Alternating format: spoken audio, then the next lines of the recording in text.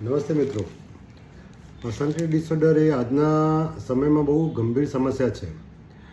Personality disorder એ કોઈ ગાંઠપણની બીમારી કે વળગાડની બીમારી નથી કે કોઈ ભૂવા પડવાની બીમારી નથી. તો પર્સનાલિટી ડિસઓર્ડર એટલે કે આપણે કહી શકાય કે સ્વભાવમાં રહેલી જે ખામી છે એ ખામીની તીવ્રતા જ્યારે વધારે હોય અને એ તીવ્રતાના કારણે આપણા વિચારો, વાણી અને આપણા વર્તન તેમજ આપણા ડિસિઝન ઉપર બહુ ઇમ્પેક્ટ પડતો હોય છે. તો એ ઇમ્પેક્ટ પડવાના કારણે ઘણી વખત પોતાની પર્સનલ લાઈફમાં, જે આપણે કહી શકાય કે મેરેજ લાઈફમાં, બાળકોની લાઈફમાં અને સમાજમાં, આજુબાજુના સંબંધોમાં ઘણી જ અસર પડતી હોય છે, જેના વિશે લોકોને ખ્યાલ નથી હોતો. બીજું કે આ બાબતમાં આજની તારીખમાં કોઈ એવી ચોક્કસ જે આપણે કહીએ કે કાયદાકીય પોલિસી જે છે એ પણ ઘડાઈ નથી. હા, માનસિક બીમારીઓ માટે ઘણી બધી પોલિસી ઘડાયેલી છે, ગુનાહિત કૃત્યો માટે ઘણી બધી પોલિસી ઘડાયેલી છે જે કાયદાકીય રીતે, તેમજ સમાજમાં ગુનાહિત પ્રવૃત્તિ માટે જાગૃતિ પણ ઘણી છે. પરંતુ આ ગુના જે બને છે તેની પાછળના જે કારણો છે એ કારણો વિશે ઘણી વખત સમાજના ઘણા બધા લોકોને ખ્યાલ નથી હોતો. મોટાભાગના કિસ્સામાં લોકો એવું માને છે કે વ્યસન જવાબદાર છે, કોઈ એવું કહેતા હોય છે કે ઝઘડા જવાબદાર છે, ગરીબી જવાબદાર છે. પણ જો સમાજમાં ગવર્મેન્ટ દ્વારા જે કાયદાકીય પોલિસી બનાવનાર જે ઘડવૈયા છે, જે ખાસ એક્સપર્ટ છે એ લોકો, અને જે ખાસ કરીને ડૉક્ટર મેડિકલ લાઇનમાં જે છે, જેમાં સાયકાટ્રિસ્ટ અને હેલ્થના જે એક્સપર્ટ છે, જો એ વિચારે ગંભીરતા મુજબ, તો મોટાભાગની કુટુંબિક બાબતોમાં, ખાસ કરીને હસબન્ડ વાઈફની બાબતોમાં, બાળકોની બાબતોમાં જે ઘટનાઓ બને છે, લગ્ન સિવાય બહારની દુનિયામાં જે લગ્નેતર સંબંધોના જે ઇસ્યુ બને છે, તેમજ મર્ડરના ઇસ્યુ બને છે, તેમજ ડાયવોર્સના ઇસ્યુ બને છે, અને ક્યારેક ક્યારેક આપણે કહી શકાય કે હસબન્ડ વાઈફના ડાયવોર્સ સાથે સાથે બાળકોને પણ ક્યારેક બહુ જોખમી ઘટનાઓ બનતી હોય છે. ક્યારેક બાળકોને પણ મા બાપ દ્વારા ઝેર આપી દેવામાં આવતું હોય છે, ક્યારેક બાળકો પણ સુસાઇડ એટેમ્પ કરે છે. તો આ બધા જ કારણો પાછળ જો જાણવામાં આવે અને તપાસવામાં આવે તો મોટાભાગના કિસ્સામાં જે સ્ટીલ એટલે કે આજની તારીખ સુધી પણ એ બાબતોની લોકોને જાણકારી નથી અને એ કારણો ઘણી વખત પકડાતા પણ નથી. પણ એ કારણોની જો યોગ્ય રીતે તપાસ કરવામાં આવે તો મોટાભાગના કિસ્સામાં કોઈ પણ એક પાત્રને અથવા બંને પાત્રને પર્સનાલિટી ડિસઓર્ડર એટલે કે સ્વભાવની ખામીની જે તકલીફ છે, સમસ્યા છે, એ હોવાની શક્યતા વધારે છે. જેમ કે આજે 19 ઓક્ટોબર 2025 કહી શકાય કે જ્યાં રવિવારનો દિવસ હતો ગઈકાલનો, ત્યારે ન્યૂઝપેપરમાં, ગુજરાત સમાચારમાં એક કોલમમાં આવેલું છે કે સુરતમાં 2 બાળકોને ઝેર આપી આપઘાત કરનાર શિક્ષકની પત્નીની જામીનની માંગ નકારાઈ. એટલે કે કોઈ એક શિક્ષક હતા જેમને પોતાના બાળકોને ઝેર આપી દીધું અને પોતે પણ સુસાઇડ એટેમ્પ કર્યો. તેની પાછળ એવું જણાવવામાં આવી રહ્યું છે કે એમની વાઈફ જવાબદાર છે, તો જેની અગેન્સ્ટમાં દુષ્પ્રેરણાનો ગુનો પણ નોંધાયો છે. અને બીજું ડિટેલમાં એવું લખેલું છે, પત્નીના લગ્નેતર સંબંધથી થાકી હારીને જે વ્યક્તિ છે તેમનું નામ, તેમણે સુસાઇડ નોટ લખી 2 બાળકોને ઝેર પીવડાવીને પોતે પણ જીવન દોરી ટૂંકાવી દીધી હતી. તો મિત્રો, આ બાબતમાં એક જાણવા જેવું જરૂરી છે કે જે વ્યક્તિ હતા એ વ્યક્તિએ પોતે સુસાઇડ એટેમ્પ કર્યું, પોતાના બાળકોને ઝેર આપીને એમની પણ ડેથ થઈ ગઈ, 2 બાળકોને જે નિર્દોષ હતા, બરાબર છે. તો એની પાછળનું કારણ એવું કહી શકાય કે હસબન્ડ વાઈફના ઝઘડા હતા. તો હસબન્ડ વાઈફના ઝઘડામાં એવું આપણે માની શકીએ કે હસબન્ડ વાઈફના ઝઘડા હોય તો એમાં કહી શકાય કે લગ્નેતર સંબંધ હોય, પૈસાની બાબતો હોય, એકબીજાનું મન મેળ ન હોય, એવી ઘણી બધી બાબતો છે, સામાજિક સ્વભાવ અલગ હોય. પરંતુ આપણે એ જાણવું જરૂરી છે કે આ બધા તો કારણો સામાજિક છે, પણ આ સામાજિક કારણો એટલા બધા તીવ્ર નથી હોતા કે જેના કારણે કોઈ વ્યક્તિએ સુસાઇડ કરી દેવું જોઈએ અથવા કોઈ કે મર્ડર કરી નાખવું જોઈએ, પોતાના જ લોકોનું કે બીજાના લોકોનું. તો જો કાયદાકીય એક્સપર્ટ લોકો, બીજા જે સમાજના કાયદાના તેમજ જે મેડિકલ લાઇનના જે ડૉક્ટરો એક્સપર્ટ છે, જો આ બાબતમાં ગંભીરતાપૂર્વક વિચારે અને જો આની યોગ્ય રીતે કોઈ પોલિસી બને તો તપાસ કરવામાં આવે તો આવા કિસ્સાઓમાં, અને મારા અનુભવ મુજબ એક એઝ એ એમડી સાયકાટ્રિસ્ટ છેલ્લા 10 વર્ષની પ્રેક્ટિસમાં મને જે તારણ મળ્યું છે, એ કિસ્સામાં આવા ઝઘડાઓમાં હસબન્ડ વાઈફના કોઈ એક પાત્રમાં, ખાસ કરીને કોઈ પર્સનાલિટી ડિસઓર્ડર એટલે કે સ્વભાવની ખામી, આ કોઈ પાગલપણની બીમારી નથી, આ કોઈ વળગાડની બીમારી નથી હોતી, પણ સમાજમાં લોકો આ બાબતની જાણકારીના અભાવના કારણે સામાજિક આરોપ અને પ્રત્યારોપ કરતા હોય છે, જેના કારણે જે આ બાબત છે પર્સનાલિટી ડિસઓર્ડર એ સાઈડમાં રહી જાય છે. અને આવા જ પાત્રો જ્યારે સમાજમાં મેરેજ કરે છે ત્યારે એડજસ્ટ નથી થઈ શકતા. ખાસ કરીને એમના નજીકના સંબંધો જે હોય છે, હસબન્ડ વાઈફના સંબંધો, એ સંબંધોમાં એડજસ્ટ નથી કરી શકતા, એ સંબંધોમાં સમજી નથી શકતા, એ સંબંધોમાં એમને પોતાની જાતને યોગ્ય રીતે એક્સપ્રેસ નથી કરી શકતા. અને ઘણી વખત એમની જે અપેક્ષાઓ છે એ અપેક્ષાઓ યોગ્ય રીતે સમજી ન શકવાના કારણે ઘણી વખત તે લગ્નેતર સંબંધો એટલે કે લગ્નની બહારના સંબંધોમાં એ જોડાઈ જતા હોય છે. ક્યારેક ક્યારેક આ બાબતોમાં લોકો એવું માની લે છે કે આ વ્યક્તિ ખરાબ છે, કેરેક્ટરલેસ છે, પણ એવું નથી. પર્સનાલિટી ડિસઓર્ડરમાં ઘણી વખત અમુક પર્સનાલિટી ડિસઓર્ડર એવા છે કે જેમાં વ્યક્તિ પોતાની જાતને એક કહી શકાય કે પોતાની આત્મછબી બહુ નબળી ધરાવતા હોય છે, તેમજ લાગણીના રીતે પણ એ લોકો એકદમ ખાલીપો અનુભવતા હોય છે કોઈ પણ સંબંધોમાં. જેના કારણે આવા લોકો પોતાની લાગણીનો સંતોષ મેળવવા માટે ઘણી વખત એક રિલેશનમાં બંધાયા પછી અસલામતી અનુભવતા હોય છે, ખાલીપો અનુભવતા હોય ત્યારે બીજા વ્યક્તિઓ સાથે સંબંધો બાંધતા હોય છે. એમનું ઇન્ટેન્શન એવું નથી હોતું કે પોતાના પાત્રને છેતરવું, પણ એમનું જરૂરિયાત એવી છે કે ઇમોશનલ નીડ પૂરી થાય. હવે આ ઇમોશનલ નીડ ન પૂરી થવાના કારણે એવા કામ ઘણી વખત એવા સ્ટેપ લઈ લેતા જે સામાજિક રીતે એક્સેપ્ટેબલ નથી હોતા, કાયદાકીય રીતે સમાજમાં એક્સેપ્ટેબલ નથી હોતા, એટલે કે ઇલીગલ હોય, ઇમોરલ હોય. જ્યારે એ બાબતની એમને ખ્યાલ જ નથી હોતો, એ બાબતમાં એમને ફક્ત એવું જ હોય કે અમારી જરૂરિયાત પૂરી ન થઈ એટલે અમે આ સ્ટેપ લીધું. પણ પર્સનાલિટી ડિસઓર્ડર ધરાવનાર વ્યક્તિને ખબર નથી હોતી કે આ જે તકલીફ છે એ તમારી આજની નથી, 1 થી 14 વર્ષની ઉંમરમાં તમારો જે ઉછેર થયો છે, તમારું જે પેરેન્ટિંગ થયું છે જેના કારણે થતું હોય છે, એ નોલેજના અભાવના કારણે આવા વ્યક્તિઓ આવેશિક પગલાં લઈ લેતા હોય છે, અલગ અલગ પાત્રો સાથે લાગણીથી જોડાતા હોય છે. તેમજ ઘણી વખત એવું છે કે એમની પોતાની છબી નબળી હોવાના કારણે લોકોનું અટેન્શન દોરવા માટે, અટેન્શન ખેંચવા માટે, એટલે કે ધ્યાન ખેંચવા માટે લાગણીથી એ લોકો બીજા લોકોનું અટેન્શન મેળવી શકે એ માટે શારીરિક રીતે સંબંધો બાંધી દેતા હોય છે. ક્યારેક ક્યારેક એવું કૃત્ય કરતા હોય છે જેનાથી 5 લોકો એના તરફ આકર્ષાય. પણ આવા લોકો ઘણી વખત જ્યારે સમાજમાં જે સંબંધો છે, એક પવિત્ર સંબંધ, હસબન્ડ વાઈફના સંબંધ, એ સંબંધોમાં પણ એમને ખાલીપો અનુભવાતો હોય છે, કેમ કે એ ખાલીપો બહુ પહેલાંથી હોય છે. જેના કારણે શું થાય છે કે આવા વ્યક્તિઓ ખાસ કરીને બહારના દુનિયામાં કોઈ વ્યક્તિ સાથે આકર્ષણ અનુભવે છે અથવા એમનું આકર્ષણ મેળવવા માટે એ ઘણી વખત શારીરિક સંબંધો બાંધી લેતા હોય છે, અથવા એ લોકો લાગણીથી પણ જોડાઈ જતા હોય છે, જેના કારણે હસબન્ડ વાઈફમાં ઝઘડા થતા હોય છે. હવે આ હસબન્ડ વાઈફમાં ઝઘડા જ્યારે થતા હોય છે ત્યારે સમાજમાં ફક્ત લોકોને આરોપ અને પ્રત્યારોપ દેખવા મળે છે. આરોપ એટલે કેવું કે કદાચ કોઈ એક પાત્ર એવું કે આ વ્યક્તિ મારા પાર્ટનર મારા પર શંકા કરે છે, જ્યારે બીજા પાર્ટનર એવું કહેતા હોય છે કે આ મને મહત્વ નથી આપતા અને બીજા લોકોને મહત્વ આપે છે, એનું ધ્યાન વધારે દોરે છે. તો શક્ય છે કે આ બંને હકીકત સાચી હોય. ઘણી વખત એવું હોય કે એક વ્યક્તિનું વર્તન જ એવું હોય કે જે બીજાને નેગ્લેક્ટ કરતા હોય અને બીજાનું અટેન્શન મેળવવા માટે બહારની દુનિયામાં એવી રીતે વર્તન કરતા હોય, એવી રીતે ડ્રેસિંગ કરતા હોય જે બહારની દુનિયામાં એમને અટેન્શન મેળવે, પણ પોતાના લોકોને એ લોકો નેગ્લેક્ટ કરતા હોય છે, જેનાથી એમની પોતાની એક સેલ્ફ ઇમેજ મજબૂત ફીલ થતી હોય કે આત્મવિશ્વાસ મેળવતો હોય કે આ વ્યક્તિ મારા પર ડિપેન્ડન્ટ છે. જ્યારે સામેવાળું પાત્ર જો આ હ્યુમન સાયકોલોજી વિશે અજાણ હોય, આ પર્સનાલિટી ડિસઓર્ડર વિશે અજાણ હોય, તો શક્ય છે કે એ વ્યક્તિ પણ એ સંબંધોમાં ક્યારેક ગુંગળાઈ મળે, ક્યારેક ફ્રસ્ટ્રેટ થઈ જાય, ક્યારેક એવું થાય કે એ વસ્તુના કારણે પોતે પણ દારૂના રવાડે ચડી જાય અથવા બીજા પાત્ર સાથે, બીજા વ્યક્તિ સાથે એ સંબંધોમાં આવી જતા હોય છે, ક્યારેક સેક્સ્યુઅલ રિલેશનમાં પણ આવી જતા હોય છે ફ્રસ્ટ્રેશનના કારણે. પછી શક્ય છે કે આ બાબતો સામાજિક રીતે લડાઈ ઝઘડામાં કન્વર્ટ થઈ જતી હોય છે અને ઘણી વખત એવું થાય કે આ લડાઈ ઝઘડાના કારણે ક્યારેક કોઈક બાબતો એટલી હદ સુધી વધી જતી જેના બાળકો પણ ભોગ બનતા હોય છે. અને આ બાળકો ભોગ બને એટલે એવું જોયું નથી કે જેમ કે આ એક ન્યૂઝપેપરમાં બંને બાળકોને એના ફાધરે ઝેર આપીને પોતે પણ સુસાઇડ કર્યું અને બાળકો પણ ગુજરી ગયા. હવે બાળકોનો આમાં કોઈ દોષ નથી હોતો. તો મિત્રો, બાળકો ઘણી વખત આવું ન પણ થાય કે માનો કે ઝેર ના આપે, પણ ઘણી વખત જે વાતાવરણ ઘરમાં ઊભું થતું હોય છે, હસબન્ડ વાઈફનું થતું હોય છે, જેના કારણે બાળકો સાયકોલોજીકલી, ઇમોશનલી પણ એબ્યુઝ થતા હોય છે, એ હેરાન થતા હોય છે.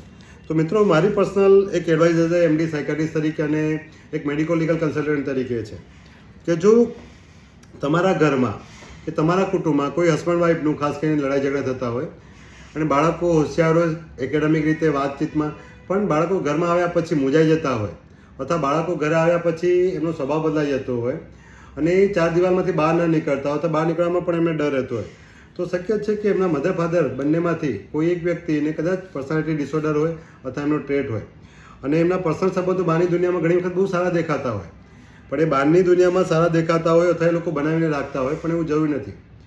કોઈ પણ બાળકોનું વર્તન એમના મા બાપનું રિફ્લેક્શન હોય છે જનરલી. એટલે જો તમે બાળકોમાં પણ કોઈ તકલીફ દેખાતી હોય એમના વર્તનવાણીમાં, તો એમના મા બાપના વર્તનવાણી કરતાં એમની જે પર્સનાલિટી છે એને ફોકસ કરવું બહુ જરૂરી છે કે એમના સ્વભાવ વિશે જાણકારી મેળવવી જરૂરી છે. અને મિત્રો, સ્વભાવમાં દરેક વ્યક્તિના સ્વભાવમાં અમુક સારા પણ હોય છે, અમુક ખરાબ પણ હોય છે, પણ સ્વભાવમાં જો અમુક આપણું જે નેગેટિવ આપણા આસ્પેક્ટ છે, આપણા જે લક્ષણો છે, આપણા સ્વભાવમાં જે નેગેટિવ વસ્તુ છે એ અમુક ઇન્ટેન્સિટી કરતાં વધી જાય તો એને પર્સનાલિટી ડિસઓર્ડર કહેવામાં આવતા છે. અને પર્સનાલિટી ડિસઓર્ડર પહેલાંના જમાનામાં 9 પ્રકારના ગણવામાં આવતા હતા. એમાં ખાસ કરીને એક ક્લસ્ટર બી, ક્લસ્ટર સી અને ક્લસ્ટર એ અલગ અલગ 3 પ્રકારની કેટેગરી છે. આમાં ખાસ કરીને borderline personality disorder, narcissistic personality disorder, anti social personality disorder અને હિસ્ટ્રીઓનિક પર્સનાલિટી ડિસઓર્ડર. આ સ્વભાવવાળા લોકો જ્યારે હોય, આ સ્વભાવવાળા કોઈ મા કે બાપ હોય, એટલે કે મધર કે ફાધર, બેમાંથી કોઈકને આવી તકલીફ હોય તો એ લોકો એમના પ્રોફેશનમાં તો સારું જ કામ કરતા હોય છે, બહારની દુનિયામાં સંબંધો પણ સારા સાચવતા હોય. ફક્ત ને ફક્ત એમના સંબંધો પોતાના પાર્ટનર અને પોતાના બાળકો સાથે ઘણી વખત અયોગ્ય હોય છે, હેલ્ધી નથી હોતા. અને ઘણી વખત એ લોકોને પોતાને પણ ખબર નથી હોતી કે આવું વર્તન કરવાનું કારણ શું. ક્યારેક એમને એવું રિયલાઇઝ થાય કે અમારું વર્તન યોગ્ય નથી એમ, પણ એમને એ ખ્યાલ નથી આવતો કે આવું થવાનું કારણ શું છે. તો મિત્રો, જો આવું તમારા કુટુંબમાં કે તમારા ઘરમાં કોઈની સાથે થતું હોય તો તમે પણ પોતે વર્તન આવું ધરાવતા હો અથવા તમારું પાત્ર આવું ધરાવતા હોય તો મારી પર્સનલ એડવાઇસ એવી છે કે આ જે વર્તન છે કાઉન્સેલિંગ અને સાયકોથેરાપીથી તેમજ પર્સનાલિટી ડિસઓર્ડર વિશે જાણકારી મેળવવાથી અને કાઉન્સેલિંગ કરવાથી એ લાંબા સમય એટલે 2 વર્ષ, 3 વર્ષ, 5 વર્ષથી એમાં ઘણો બધો બદલાવ અને સુધારો થઈ શકે છે. જેના કારણે ઘણી બધા એવી ઘટનાઓ છે જે અટકી શકે છે. જેમ કે આ પેપરમાં લખેલું છે કે સરકાર પક્ષે જણાવ્યું હતું કે હાલના કેસમાં આરોપી ગુનામાં મુખ્ય ભૂમિકામાં છે, એટલે કે વાઇફ એ મુખ્ય ભૂમિકામાં છે. આદર્શ પત્નીની ભૂમિકા ભજવવાના બદલે પતિની હયાતીમાં લગ્નેતર સંબંધ બાંધ્યા છે. તો આ સામાજિક અને કાયદાકીય ઇલીગલ છે અને ઇમોરલ છે, એટલે આ રીતે લખાયેલું છે ન્યૂઝપેપરમાં. પણ આદર્શ પત્નીની ભૂમિકા ભજવવાના બદલે પતિની હયાતીમાં લગ્નેતર સંબંધ બાંધ્યા છે. હવે આ લગ્નેતર સંબંધ એટલે કે લગ્ન સિવાય બહારના સંબંધો બાંધવા ફિઝિકલી, તો ફિઝિકલી બાંધવા પાછળના કારણો પણ સાયકોલોજીકલી છે. કેમ કે જે વ્યક્તિ પોતે ખાલીપો અનુભવતા હોય મનથી, લાગણીથી પોતાના પાત્ર સાથે પણ, તો શક્ય છે કે એ પાત્રમાં તકલીફ હોય કાં તો સામેવાળા પાત્રમાં તકલીફ હોય, જેના કારણે લોકો એ બાહ્યતર લગ્ન સંબંધ બાંધીને પોતાની જાતને ક્યાંક એવું માનતા હોય, સેટિસ્ફેક્શન માનતા હોય છે કે ના અમારી પણ વેલ્યુ છે. પણ ઘણી વખત સેલ્ફ વર્થ પોતાની જ ડાઉન હોય તો આવા લોકો મલ્ટિપલ સંબંધો બાંધે ત્યાં પણ સંબંધો એમના ટેમ્પરરી 1 વર્ષ, 2 વર્ષ કે 3 વર્ષ ટકતા હોય છે, પછી ટકતા નથી હોતા. પણ આપણે સામાજિક અને લીગલી વિચારીએ તો આ રીતે લખાણ લખેલ છે, જે ઘણી વખત સમાજના નિયમોને, લીગલના નિયમોને ફોલો કરવા માટે સમાજનું બંધારણ બંધાઈ રહે અને સમાજ એક ધારામાં ચાલે જેના માટે હોય છે. ક્યારેક કાયદાકીય નિયમો પણ એટલા માટે હોય છે કે જેનાથી કોઈ એક ઘટના બને, એ ઘટના ફરી ના બને, સમાજમાં ડર ઊભો થાય અથવા સમજ ડેવલપ થાય, જેના કારણે કાયદાકીય નિયમો છે. પરંતુ એનાથી તકલીફો રોકાતી નથી, આ બધી બાબતો અટકતી નથી. કેમ? ત્યાંના મૂળના કારણોમાં પર્સનાલિટી ડિસઓર્ડર હોવાની શક્યતા વધારે હોય છે. જેની જાણ થતાં પતિએ તેને સમજાવવા છતાં માનીને તારે મરવું તો મરી જા ને મારી જિંદગી જીવા દે તેમ જણાવીને પતિને મરવા માટે દુષ્પ્રેરણા આપી હતી. એટલે કે ન્યૂઝમાં કાયદાકીય રીતે એ રીતે અર્થઘટન કરવામાં આવ્યું છે કે જ્યારે પતિને આ બાબતમાં ખબર પડી કે મારી પત્નીના લગ્નેતર સંબંધો એટલે કે બહારની દુનિયામાં સંબંધો છે, તો એ બાબતમાં એને જ્યારે વાત કરીને સમજાવ્યું કે આ યોગ્ય નથી, ત્યારે પતિને એની પત્ની દ્વારા એવું કહેવામાં આવ્યું કે તારે મરવું તો મરી જા, મારી જિંદગી મને મારી રીતે જીવા દે. આવું સાંભળ્યા પછી પતિએ પોતાના બાળકોને પણ ઝેર આપી દીધું અને પોતે પણ ઝેર આપીને સુસાઇડ કરી દીધું છે. તો મિત્રો, આમાં એવું કહી શકાય કે બાળકોનો તો કોઈ રોલ કે એમાં કોઈ એમનો વાંક ન હતો, આમાં પતિનો પણ કોઈ વાંક ન હતો. અને એઝ અ સાયકાઇટ્રિસ્ટ તરીકે હું વિચારું તો આમાં પત્નીનો પણ આપણે કહી શકાય તો કાયદાકીય રીતે એ ગુનો છે દુષ્પ્રેરણા આપવી. સામાજિક રીતે ઇમોરલ, અનએથિકલ આપણે આજે કહી શકાય કે સંબંધોમાં છે. પણ જો આપણે સાયકોલોજીકલી વિચારીએ, કાયદાથી એક સ્ટેપ આપણે જરા આગળ વધીએ, સામાજિક નીતિ નિયમથી આગળ વધીએ, તો આના રૂટ કોઝમાં બાયોલોજીકલ ફેક્ટર આપણે હમણાં સાઈડમાં રાખીએ, પણ સાયકોલોજીકલી જો આપણે વિચારીએ તો સાયકોલોજીકલીમાં જે વ્યક્તિઓનું એટલે મેલ અને પુરુષ બંનેનું બાળપણ યોગ્ય રીતે ન ડેવલપ થયું હોય, એમનું નાનપણમાં ઉછેર યોગ્ય રીતે ન થયો મા બાપ દ્વારા, કે એવું યોગ્ય વાતાવરણમાં જેમાં હૂબ, પ્રેમ અને મા બાપની હાજરી ન હોય યોગ્ય રીતે, એમનું વર્તન યોગ્ય ન હોય અથવા મા બાપ દ્વારા બાળકોને નેગ્લેક્ટ કરવામાં આવ્યા હોય અથવા વધુ પડતો પ્રેમ આપવામાં આવ્યો હોય, જેના કારણે પણ બાળક જો સેલ્ફ સેન્ટર બની જાય, જે બીજાની લાગણી ન સમજી શકે. ઘણી વખત બાળકોને એટલા નેગ્લેક્ટ કરવામાં આવ્યો તો પાર્સનાલિટી ભેદભાવ રાખવામાં આવ્યો બીજા બાળકો સાથે, કમ્પેરિઝન કરીને, એમને તરછોડીને, એમની બેઝિક જરૂરિયાતો પૂરી ન કરી, તો આવા બાળકો પોતાની સેલ્ફ વર્થ એટલે કે પોતાની સેલ્ફ ઇમેજ એક નબળી ધરાવતા હોય છે. તો આવા વ્યક્તિઓ પોતાના પાત્રને એટલે ખાસ કરીને પાર્ટનરને અને બાળકોને બહુ કંટ્રોલમાં રાખતા હોય છે. એમના વર્તનવાણીમાં કંટ્રોલિંગ બિહેવિયર બહુ હોય છે અને એ લોકોને બીજા માટે એમ્પથી એટલે કે પોતાના પાત્ર માટેની એમને એમ્પથી નથી હોતી, એટલે કે એમની તકલીફ વિશે કે એમની લાગણી વિશે એ લોકો સમજી નથી શકતા હોતા. એમને એવું લાગતું હોય છે કે આ પાત્રની જવાબદારી છે જે મારી જરૂરિયાતો પૂરી કરે, મારી સાથે રહે અને બીજું કે મારે જે કરવું છે હું કરી શકું. તો આવા કિસ્સામાં આવા વ્યક્તિઓ પર્સનાલિટી ડિસઓર્ડર એટલે કે નાનપણમાં એમનું જે યોગ્ય ઉછેર ન થવાના કારણે, લાગણીઓ યોગ્ય રીતે સંતોષાવાના ન કારણે એમની પોતાની છબી ન બની હોય, એમનું ઇમોશનલ રેગ્યુલેશન સિસ્ટમ જે છે એ યોગ્ય રીતે ડેવલપ ન થયું હોય. ત્રીજું કે એમને પોતાની વાત યોગ્ય રીતે એક્સપ્રેસ કરતા ન આવડતી હોય અને સમજતા પણ ન આવડતી હોય, જેના કારણે ઘણી વખત સામેવાળાની અને પોતાની લાગણી પણ એ લોકો સમજી ન શકતા હોય. તો જેના કારણે આવી ઘટનાઓ બનતી હોય છે. તો આ બાબતમાં જાણવું જરૂરી છે. જો આ કિસ્સામાં પતિ કે પત્નીને પોતાના સ્વભાવ વિશે ખ્યાલ હોત, પોતાની ઈચ્છા અને પોતાની અપેક્ષાઓ વિશે ખ્યાલ હોત અને એને યોગ્ય રીતે રજૂ કરી શક્યા હોત, તો શક્ય છે કે આ લગ્નેતર સંબંધો ન બંધાયા હોત. એ શક્ય છે જેના કારણે હસબન્ડ વાઈફના ઝઘડા ન થયા હોત, અને ઝઘડા ન થયા તો શક્ય છે કે આપણે સુસાઇડ ન કર્યું હોત. બીજી બાજુ આપણે એવું માનીએ કે શિક્ષક હોવા છતાં ઘણી વખત આપણે એવું કહીએ કે એજ્યુકેશન હોવું એટલે જરૂરી નથી કે દરેક બાબતની નોલેજ હોવું. એજ્યુકેટેડ વ્યક્તિઓને પણ સાયકોલોજીકલી બાબત ખબર હોતી નથી હોતી. આ પર્સનાલિટી ડિસઓર્ડર વિશે ખ્યાલ હોતો નથી. હવે જો આ કિસ્સામાં આ શિક્ષકને પર્સનાલિટી ડિસઓર્ડર વિશે ખ્યાલ હોત, એટલે કે સાયકોલોજી હ્યુમન બિંગની કઈ રીતે કામ કરે છે એ વિશે જાણકારી હોત સમાજમાં, અથવા આ બાબતમાં પોલિસી બની હોત, તો શક્ય છે કે એ શિક્ષક એમના વાઇફને યોગ્ય ટ્રીટમેન્ટ માટે લઈ ગયા હોત, કાઉન્સેલિંગ માટે લઈ ગયા હોત અને આ લડાઈ ઝઘડા ન થયા હોત, તો જેના કારણે આવી ઘટના ન બની હોત. પરંતુ આ ઘટનામાં આજે એવું થયું છે કે આખું ઘર પરિવાર વિખેરાઈ ગયું છે. હસબન્ડ હતા એમની ડેથ થઈ ગઈ, બાળકોની ડેથ થઈ ગઈ છે અને જે એમના વાઇફ હતા, જે લેડી હતા, એ જેલમાં છે. હવે ન્યૂઝપેપરમાં એવું લખેલું છે કે આ બનાવમાં એક આખો પરિવાર વેરવિખેર થઈ ગયો છે. આવા બનાવો ભવિષ્યમાં બનતા અટકે તે સમાજ માટે બહુ જરૂરી છે. પણ કઈ રીતે સમાજ માટે જરૂરી છે? પણ આપણે ફક્ત સામાજિક બાબતોની ચર્ચા કરીએ, કાયદાકીય બાબતોની ચર્ચા કરીએ, તો એનાથી સોલ્યુશન કઈ રીતે આવશે? કાયદો શેના માટે બનેલો છે કે કોઈ એક વ્યક્તિ ભૂલથી કે જાણી જોઈને કોઈક એવી ઘટના કરે જે અસામાજિક હોય, જેમાં સમાજને નુકસાન થતું હોય, બીજા વ્યક્તિઓને નુકસાન થતું હોય, પોતાને નુકસાન થતું હોય, તો એ ન થાય એના માટે એક ડર અને એક સમજ માટે કાયદો બનાવવામાં આવતો હોય છે. કાયદો એક ઘટના બન્યા પછી એ ફરી ન બને અથવા એ વ્યક્તિ ફરી ન કરે એ અટકાવવા માટે હોય છે. સમાજના નિયમો એટલા માટે બનાવેલા છે કે સમાજમાં નિયમોના કારણે વ્યક્તિ સામાજિક રીતે વર્તન કરે, જેમાં કોઈ એવું કૃત્ય ન કરે જે બીજાને નુકસાન કરે, પોતાની જાતને નુકસાન કરે કે બાળકોને નુકસાન કરે. બરાબર છે? તો એ સમાજના અમુક નીતિ નિયમો માણસોને યોગ્ય ચારિત્ર ઘડતર માટે જવાબદાર છે. પરંતુ ઘણી વખત બંધ દરવાજામાં એટલે 4 દિવાલની અંદર ઘરમાં વ્યક્તિઓ શું કરે છે એ લોકોને ખ્યાલ નથી હોતો.